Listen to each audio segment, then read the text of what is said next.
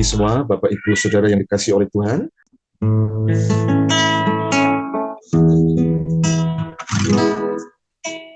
Kasih-Mu, karya-Mu nyata dalamku. Kau pegang hidupku dalam tangan-Mu. Darah-Mu, salib-Mu tebus hidupku. Nama-Mu berkuasa, sanggup bangkitkan harapanku. Kiranya percaya ku amat terbantu.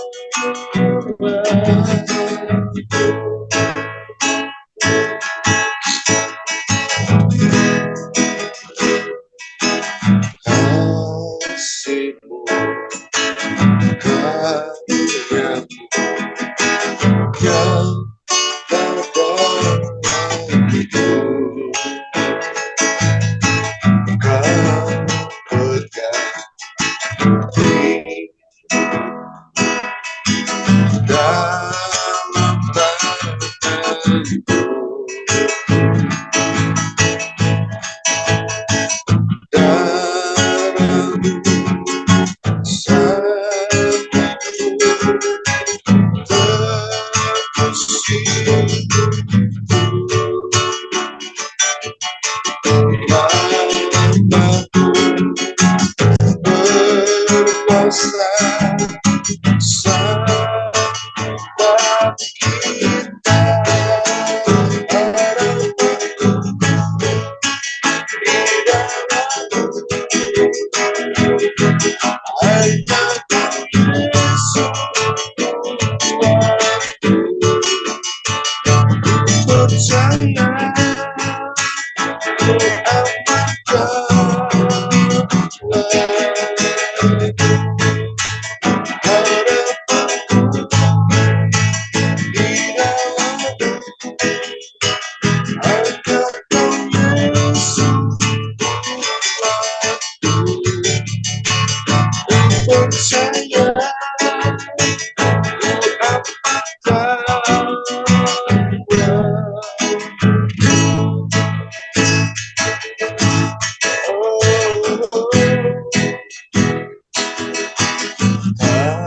Kasih-Mu, karya-Mu yang terdalamku. Kau pegang hidupku dalam tangan-Mu. Darah-Mu, salib-Mu tebus hidupku. Nama-Mu berkuasa, sanggup bangkitkan harapanku. Di dalam-Mu hanya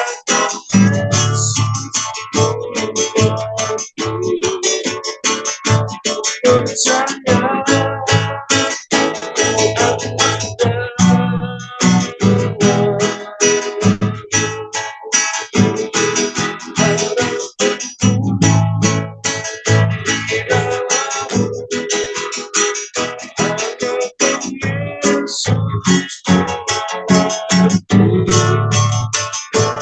Percaya ku amat terbantu.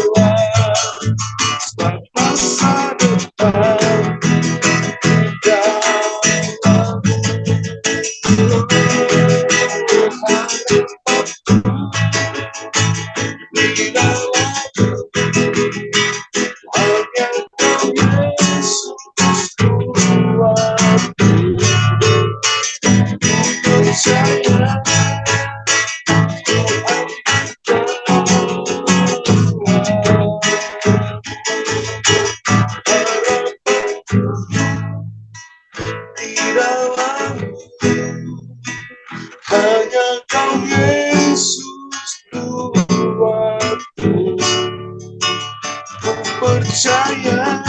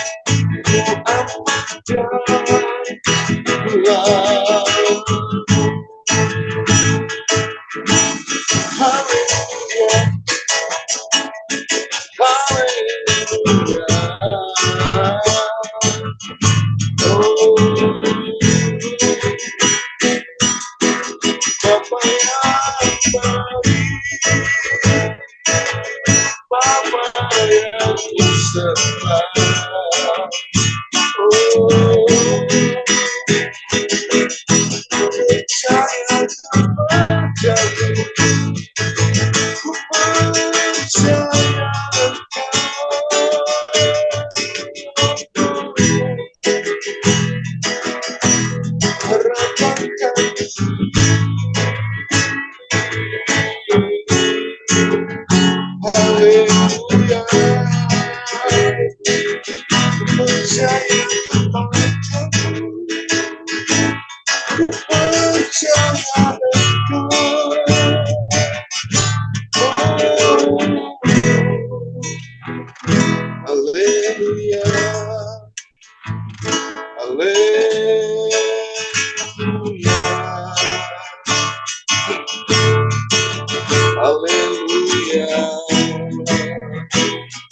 Namamu berkuasa, namamu berkuasa, Kaulah Tuhan kami.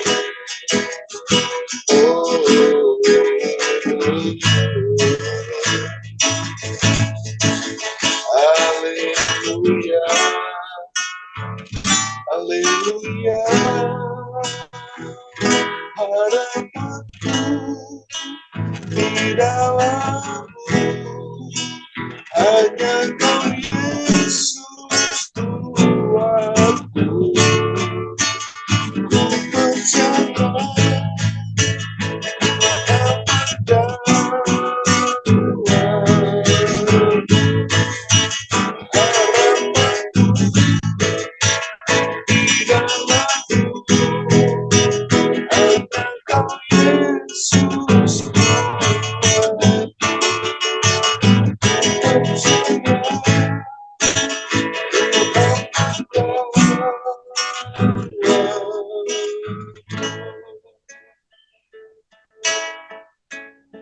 hanya di dalam Engkau saja ada pengharapan.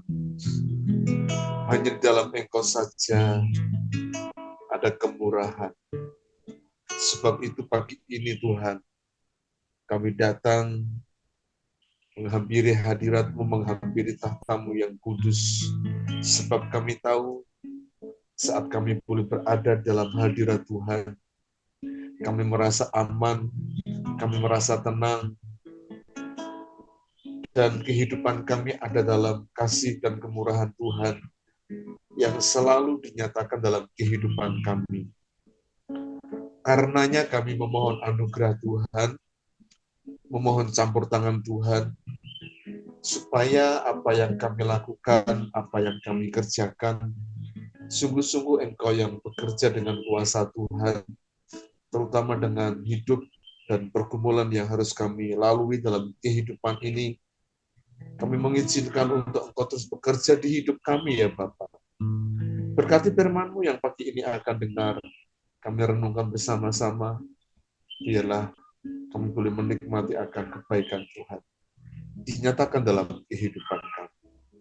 Terpujilah Engkau Bapa yang baik, Bapa yang mulia, Bapa yang tidak pernah berubah, kasih-Nya, kuasa-Nya, kebaikan-Nya dalam kehidupan kami. Kami mengucap syukur.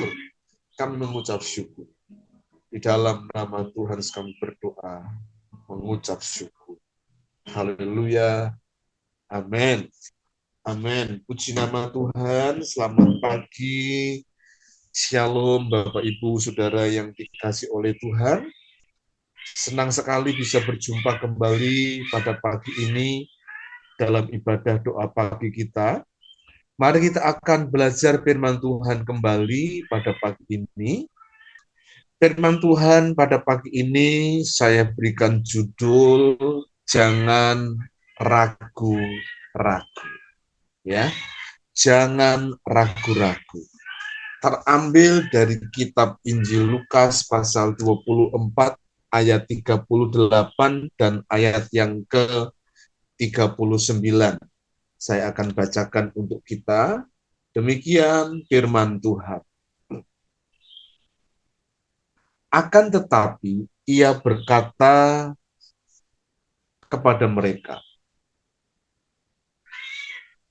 "Mengapa kamu terkejut dan apa sebabnya timbul keraguan-raguan di dalam hatimu? Lihatlah tanganku dan kakiku. Aku sendirilah ini. Rabalah aku dan lihatlah, karena hantu tidak ada daging dan tulangnya, seperti yang kamu lihat ada padaku." Saya ulangi ayat yang ke-38 yang mengatakan, "Mengapa kamu terkejut dan apa sebabnya timbul keraguan-raguan di dalam hati kamu?" Amin. Puji nama Tuhan, diberkatilah setiap kita yang selalu membaca dan merenungkan firman Tuhan di dalam kehidupan kita. Bapak, Ibu, Saudara yang dikasihi oleh Tuhan, pernahkah kita diperhadapkan kepada satu kondisi yang membuat kita harus memilih antara satu di antara yang lain, di antara dua, di antara tiga, atau di antara banyak pilihan? Mungkin saja kita pernah diperhadapkan kepada yang namanya pilihan-pilihan, karena memang hidup kita itu diwarnai dengan banyak pilihan. Ketika kita bangun tadi pagi, itu juga sudah diperhadapkan kepada banyak pilihan.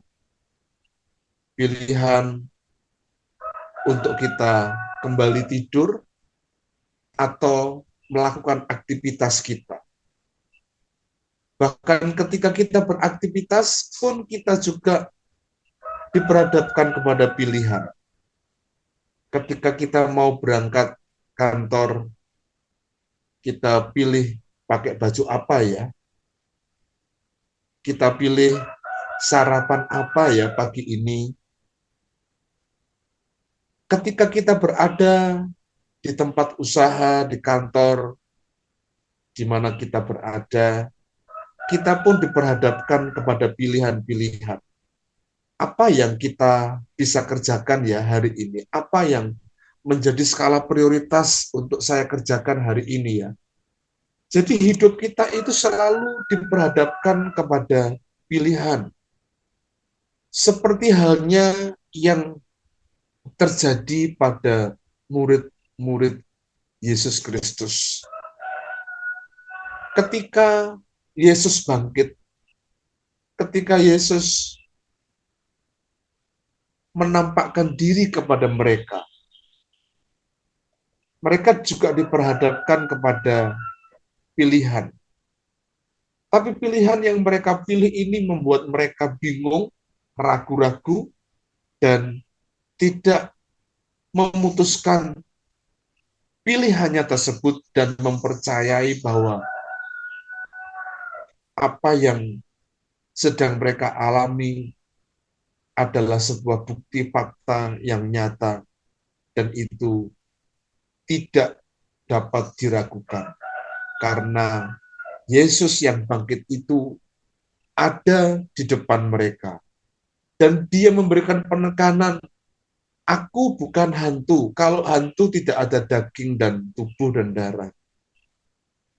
Dan kemudian ditegaskan lagi di ayat yang ke-40, Yesus meminta, adakah makanan di antara kalian? Kemudian para murid itu memberikan ikan goreng, dan Yesus memakannya. Itu bukti bahwa dia bukan hantu, sementara murid-murid menyangka ragu-ragu bahwa itu adalah hantu. Bapak, Ibu, Saudara yang dikasih oleh Tuhan, keraguan, ragu-ragu itu bicara tentang yang pertama, bimbang.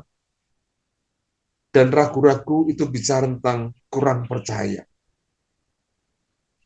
Dan tiap hari dalam iman percaya kita, kalau kita ragu-ragu, berarti kita bimbang, berarti kita kurang percaya. Mari kita akan bahas satu persatu, sehingga kita akan mendapatkan jawaban dan kita tidak ragu-ragu dengan pilihan kita untuk mempercayai Yesus Kristus adalah Tuhan yang telah bangkit dari kematian. Bimbang. Dalam Yakobus pasal 1 ayat 6 sampai dengan ayat yang ke-7 dikatakan, hendaklah ia memintanya dalam iman. Dan sama sekali jangan bimbang, sebab orang yang bimbang sama dengan gelombang laut yang diombang-ambingkan kian kemari oleh angin. Orang yang demikian jangan mengira bahwa ia akan menerima sesuatu dari Tuhan. Jadi orang yang ragu itu sama dengan orang yang bimbang.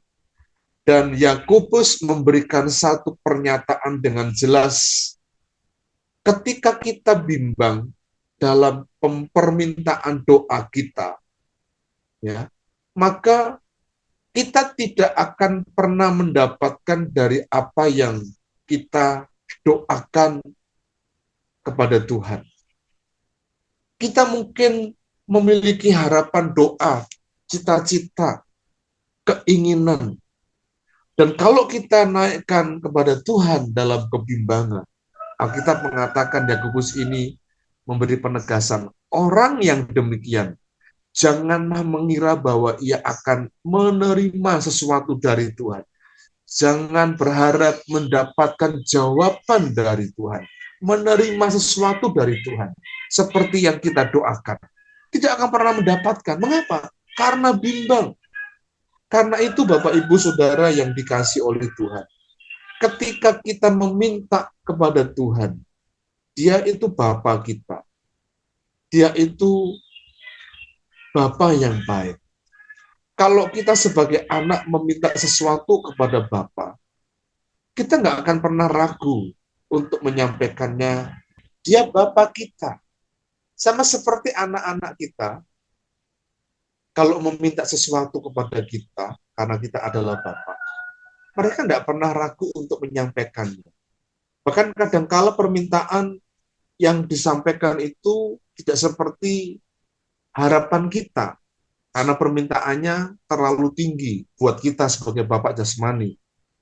Tapi bagi Bapak kita, Bapak di sorga, yang adalah Bapa dan Tuhan, penguasa atas kehidupan kita, saat kita berdoa, saat kita menyampaikan apa yang menjadi keperluan kita, mari kita tidak bimbang dan ragu-ragu. Ya, tidak bimbang dan ragu-ragu. Tugas kita hanya meminta dan berdoa kepada Tuhan yang bertugas untuk mengabulkan dari apa yang kita minta. Itu adalah Tuhan Bapa kita. Karena itu jangan pernah takut dan bimbang seandainya kita pun diperhadapkan kepada situasi yang mengharuskan kita untuk berdoa. Doakan saja. Misalnya, sementara kita dalam situasi kondisi mengharuskan kita berdoa untuk anak kita, berdoa untuk istri kita, berdoa untuk suami kita, karena kondisi fatal berkenaan dengan kesehatan dan sebagainya, tiba-tiba sakit, tiba-tiba pingsan dan sebagainya. Kita punya kuasa yang sama seperti yang disampaikan kepada kita bahwa kuasa itu milik orang percaya, bukan milik orang-orang yang memiliki atribut jabatan gerejawi saja. Tidak. Karena itu doakan saja. Tugas kita hanya berdoa dan yang mengabulkannya adalah Tuhan. Kita nggak boleh bimbang. Ya, kalau saya berdoa, diminta untuk mendoakan orang yang sedang koma, orang yang sedang sakit. Ya, nah, tugas saya yang berdoa, yang mau menyembuhkan itu adalah Tuhan. Tapi kita mengucapkan tidak bimbang, tidak ragu-ragu. Ya. Kalau kita bimbang, kita akan mudah sekali akan diombang-ambingkan dengan apa yang menjadi pilihan kita. Doa enggak ya? Doa enggak ya? Sembuh enggak ya? Atau tambah mati? Beberapa kali saya mendoakan, ya, saya pernah mendoakan orang tua dari murid saya ketika saya pernah mengajar di Nusa Putra, ya, dia betul-betul koma dalam kondisi di ICU di Rumah Sakit Telogorejo, koma dan dia napasnya itu sudah tersengal-sengal begitu.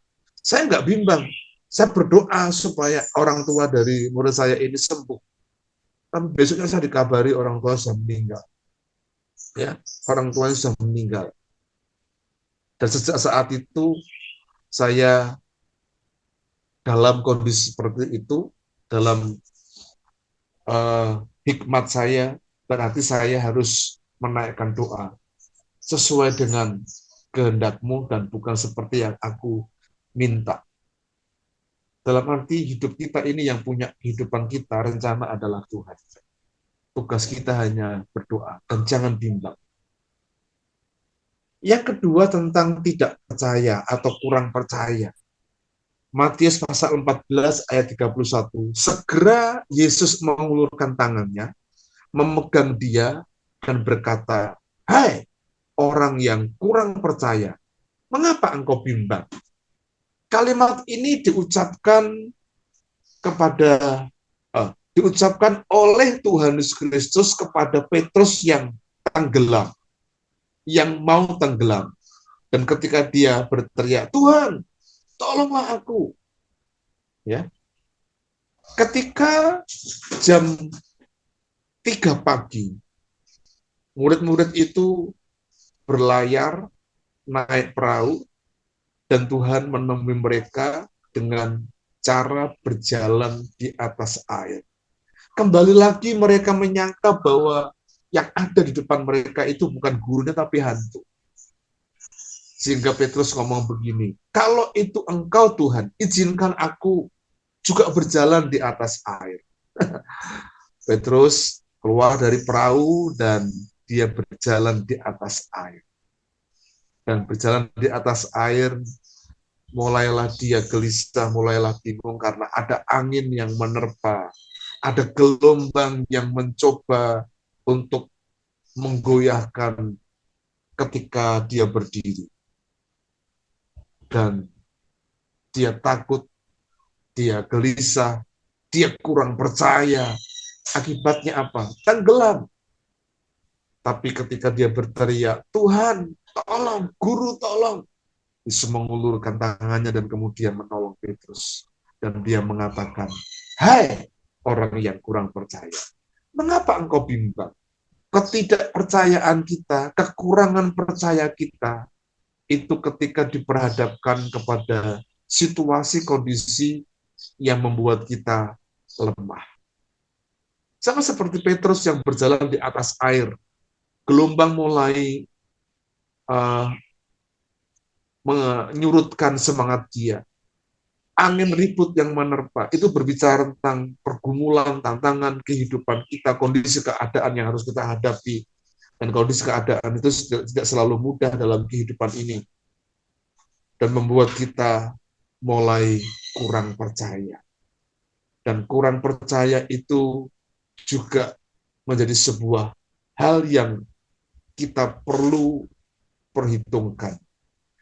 Karena Roma 14 ayat 23 mengatakan, sebab barang siapa yang bimbang kalau ia makan, ia telah dihukum karena ia telah melakukan berdasarkan iman. Dan segala sesuatu yang tidak berdasarkan iman adalah dosa. Jadi ketika kita tidak percaya, kurang percaya, tidak berdasarkan iman, tidak punya iman, Alkitab mengatakan itu juga dosa. Mengapa demikian? Karena kita tidak tahu bahwa kita punya Tuhan yang hebat, kita punya Tuhan yang dahsyat, yang sanggup mengerjakan melebihi apa yang menjadi harapan kita. Adakah di antara kita hari-hari ini diperhadapkan kepada situasi kondisi yang membuat kita kurang percaya? Ya, kebutuhan yang besar, kebutuhan yang banyak, hal-hal yang seringkali nggak pernah kita pikirkan yang membuat situasi kondisi kita harus demikian rupa dan kita mulai kurang percaya. Tanda dari orang yang kurang percaya, ya, ya tidak punya harapan dalam hidupnya, dalam hidupnya nggak pernah dibawa kepada Tuhan doa dan harapannya itu, kesulitannya itu berarti kita kurang percaya. Tapi hari ini kita belajar, jangan pernah ragu-ragu, karena orang yang ragu-ragu itu adalah orang yang bimbang. Dan orang yang bimbang, dia nggak akan pernah mendapatkan jawaban dari doa-doanya. Dan orang yang ragu dikatakan juga orang yang kurang percaya. Orang yang kurang percaya itu tidak punya iman. Orang yang tidak punya iman dan hidupnya tidak berdasarkan iman, itu dosa, kata kitab Roma. Karena itu pagi ini, biarlah kita memahami akan maksud dan rencana Tuhan di dalam kehidupan kita, sehingga kita boleh mengerti apa yang menjadi maksud dan kehendak Tuhan di dalam kehidupan kita. Jangan biarkan keraguan itu menghancurkan keyakinan kita. Jangan biarkan keraguan itu merusak iman percaya kita. Biarlah kita memilih dengan tepat untuk percaya dan tidak bimbang, karena kita punya Tuhan yang dahsyat dalam kehidupan kita. Amin. Mari kita angkat kedua belah tangan kita dan menerima berkat Tuhan. Angkatlah hatimu kepada Bapa kita di surga. Dia penolong yang setia. Dia penolong yang ajaib. Tuhan memberkati engkau dan melindungi engkau. Tuhan menghadapkan wajahnya yang kudus kepadamu dan seraya memberikan berkat sukacita. Berkat damai sejahtera dilimpahkan dalam kehidupan kita semua.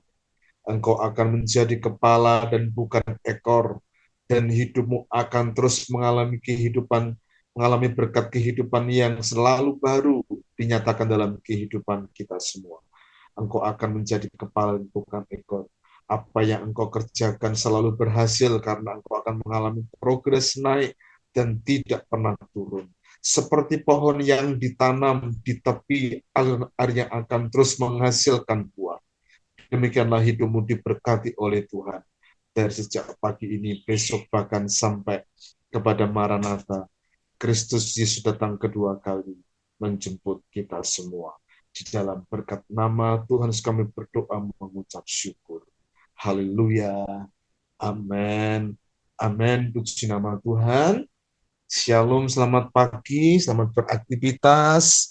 Tuhan memberkati kita semuanya.